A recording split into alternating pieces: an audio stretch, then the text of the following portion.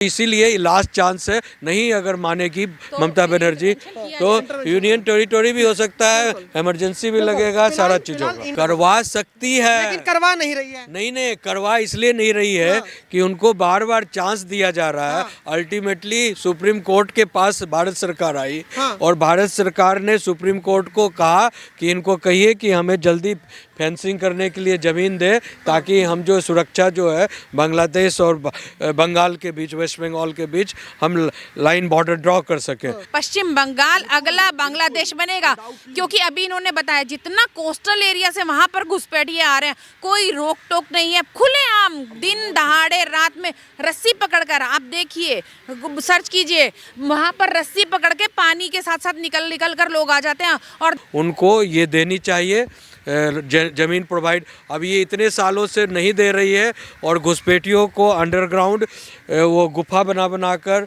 सुरंग बनाकर मंगा रही हैं, पानी से मंगा रहे हैं, जंप कराकर मंगा रही हैं। तो फाइनली जो है केंद्र सरकार जो है, इन्होंने सुप्रीम कोर्ट में एक PIL डायल किया, एक रिट फाइल किया, PIL ने रिट फाइल किया कि बंगाल सरकार जो है फेंसिंग के लिए जो है हमें लैंड प्रोवाइड नहीं कर रही है। तो यहाँ सुप्रीम कोर्ट ने 6 महीने का टाइम दिया कि 6 महीने के अंदर जो है आप जो है एक्विजिशन कर केंद्र सरकार को जमीन दे दी। अब उन्हें पता है कि उनकी सरकार जाने वाली है, उनके काले कारनामे खुल रहे हैं, इसलिए वो पूरा शोर मचा रही है। आपने कहा सरकार जाने वाली है, और जैसे कि अभी सर ने जो बताया, तो जो अभी चले गए थे लॉयर थे, उन्होंने कहा कि मैं एक लॉयर हूँ और वो भी लॉयर है, तो उन्हें भी पता है कि कैसे आना है। उन्होंने जो बाबरी मस्जिद का निर्माण करवाया है अपने TMC नेता से, ऐसे ही नहीं करवाया हवा में। नहीं, बिल्कुल। अब मैंने अभी क्या बताया कि लॉयर की लैंग्वेज, लॉयर को निकलने का रास्ता वो सब पता है। वो उनको पता है कि कब किस चीज़ को कैश करना है, उनको पता है कि मुझे कब किस तरह से इस चीज़ से निकलना है, वो बहुत अच्छे से जानती हैं। दूसरी बात कि वो बहुत शातिर लेडी हैं, ठीक है। तीसरी बात कि वो राजनीति में है, राजनीति ऐसे ऐसे पेच सिखाती है जो अपने आप कैसे कब कहाँ से निकलना है उन्हें सब पता चलता है। लेकिन अभी क्योंकि वो बुरी तरह फंस चुकी है, उन्हें कोई रास्ता नहीं मिल रहा है, उन्हें पता है कि उनके अगेंस्ट FIR हो गई है, क्रॉस FIR कराने में उनका कुछ होने वाला नहीं है, इसलिए अब वो वहाँ लोगों को सिर्फ बरगलाने का और उनके माइंड चेंज करने का काम कर रही है कि अमित शाह जी जो हैं हमें यहाँ से निकालने वाले हैं, हमारी सरकार गिरा रहे हैं, हमारी छवि खराब कर रहे हैं। ऐसा कुछ नहीं है, ये वही ग्रीन फाइल है जिसमें हमारे सिर्फ मैनिफेस्टो हैं, वो सिर्फ दूसरी तरफ डाइवर्ट कर रही हैं और कुछ नहीं। डाइवर्ट कर रही है। तो आपको नहीं लगता कि ममता बनर्जी को फंसाया जा रहा है और उनके पास कुछ ऐसा है जो अगर वो लेकर आई तो बीजेपी में हलचल मच जाएगी? On the basis of statement you can not determine किसे फंसाया जा रहा है, किसे नहीं फंसाया जा रहा है। ये काम फंसाने ना फंसाने का पॉलिटिकल पार्टीज का नहीं है। आप गिल्टी हैं नहीं है ऑनरेबल कोर्ट तय करेगा। अब क्वेश्चन है आईपैक पर रेड की, क्वेश्चन है आईपैड पर रेड की। जो भी इधर ऑफ द कोई पॉलिटिकल पार्टी सेंट्रल में हो, कभी इनके लिए तो भी यूज़ होता था CBI के लिए पैरट पकेट कि आप पिंजड़े का तोता बना दिया है CBI को, इनके लिए भी यूज़ होता था, कांग्रेस की पॉलिटिकल पार्टी इसके लिए शीर्ष नेतृत्व के लिए यूज़ होता था। तो आज जब ये पावर में है तो मैं ये नहीं कह रहा हूँ कि वो करते थे इसलिए ये कर रहे हैं, ऐसा बिल्कुल भी नहीं कह रहा हूँ। मेरे कहने का सिर्फ ये है कि अगर आपने सीरियस किसी ऑफेंस में इन्वॉल्व थी डायरेक्टली या इनडायरेक्टली, तो आप पर रेड होनी चाहिए, होती रहनी चाहिए। और भी अच्छा है, मैं तो और भी कहता हूँ कि एक बार पश्चिम बंगाल की आप डेमोग्राफी देखिए, जिस तरह भारत के जितने भी कोस्टल एरियाज के स्टेट्स हैं, उनमें से पश्चिम बंगाल सबसे खतरे पर है। रीज़न उसका ये है कि बांग्लादेशी अवैध घुसपैठिए इतने ज़्यादा वहाँ पर आ चुके हैं, इतने ज़्यादा आ चुके हैं कि आने वाले समय में भारत को फिर से एक गृहयुद्ध की तैयारी करनी पड़ेगी। आप किस पॉलिटिकल पार्टी के एस्टेब्लिशमेंट की बात कर रहे हैं? बंगाल अगला बांग्लादेश बनने वाला है, पश्चिम बंगाल अगला बांग्लादेश बनेगा, क्योंकि अभी इन्होंने बताया जितना कोस्टल एरिया से वहां पर घुसपैठिए आ रहे हैं, कोई रोक टोक नहीं है, खुलेआम दिन दहाड़े रात में रस्सी पकड़कर, आप देखिए सर्च कीजिए, वहां पर रस्सी पकड़ के पानी के साथ साथ निकल कर लोग आ जाते हैं और एक दिन में 100 आ गए, 50 आ गए, कोई काउंटिंग नहीं है। और अभी बांग्लादेश में आपने देखा है वहां पे एक वो लड़के को पूरा दीपू को कितनी बुरी तरह उसको इतनी बर्बरता के साया गया है। यही सब काम अभी अगर पश्चिम बंगाल में रहा तो यही सब चीजें बांग्लादेश बनने में देर नहीं है। मैं आप तीनों से सवाल करना चाहता हूँ। आपने घुसपैठियों की बात कही, आपने डेमोग्राफी की बात कही, आपने बांग्लादेश बनने की बात कही, और आप तो ममता बनर्जी के खिलाफ रहती हैं। आखिर में सरकार केंद्र में किसकी है? बॉर्डर सिक्योरिटी फोर्स जो BSF जवान होते हैं वो बॉर्डर्स पर होते हैं, और जो भी आर्मी होती है वो केंद्र के अंडर में होती है। तो क्या ये ममता बनर्जी का फॉल्ट माना जाए या फिर केंद्र सरकार में भारत सरकार का फॉल्ट माना जाए कि आखिर में अभी भी घुसपैठिए आ कैसे रहे हैं? मैं बताता हूँ। देखिए, मैं अगर एक स्टेट की हम बात करते हैं, जब आप एक स्टेट के होल इंचार्ज आप हो, ममता जी पूरा पश्चिम बंगाल को संभाल रही है, तो उनकी ड्यूटी है कि वो उसकी सिक्योरिटी करे। क्यों? क्योंकि वहाँ के लोगों को वो रिप्रेजेंट कर रही हैं। मैं बताती हूँ।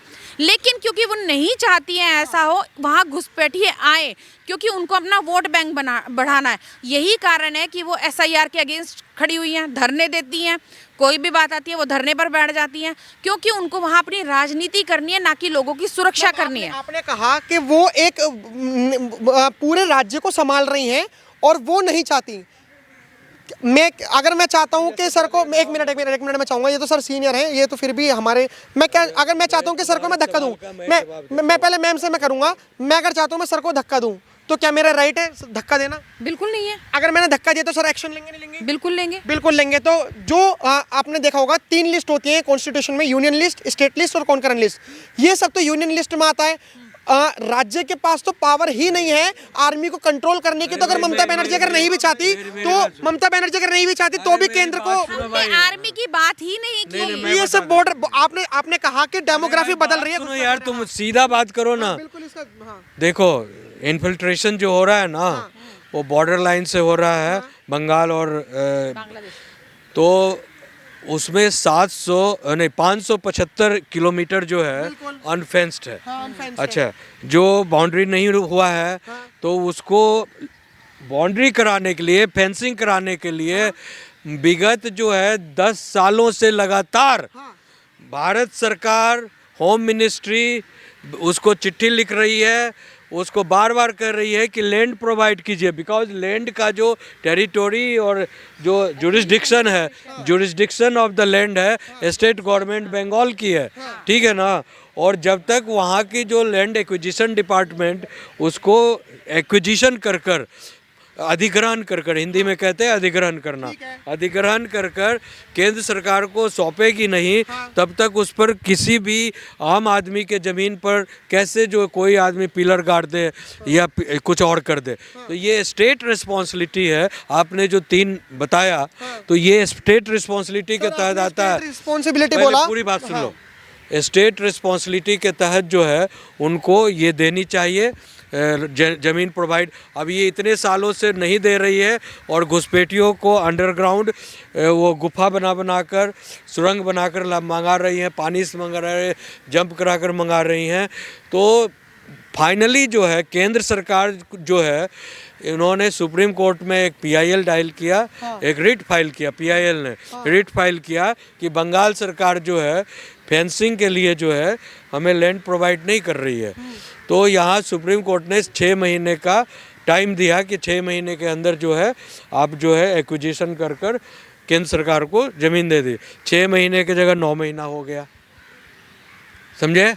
और अभी भी वो नहीं, वो चाह रही हैं कि अगर फेंसिंग हो जाता है तो हमारे जो 2 नंबर के लोग का आना जाना है वो तो बंद हो जाएगा। तो अभी बताइए, सुप्रीम कोर्ट के आदेश के बावजूद भी वो नहीं दे रही है। बाकी तो 10 साल से लगातार भारत सरकार तैयार कर ही रही थी, प्रयास कर रही थी। मैं तो लॉयर भी नहीं हूँ, लेकिन आप सुप्रीम कोर्ट के सीनियर लॉयर हैं, तो मैं आपसे एक छोटा सा, जो कि 10वीं 11वीं का बच्चा भी पढ़ता है, कॉन्स्टिट्यूशन जब पढ़ता है, 8 साइड लेता है तो उसे भी पता होता है, यूटी यूनियन टेरिटरी कब बनता है? जब देश की अखंडता टूटती है, जब कोई राज्य चाहता है कि वो टूट जाए तो उसे यूटी में कन्वर्ट कर लिया जाता है।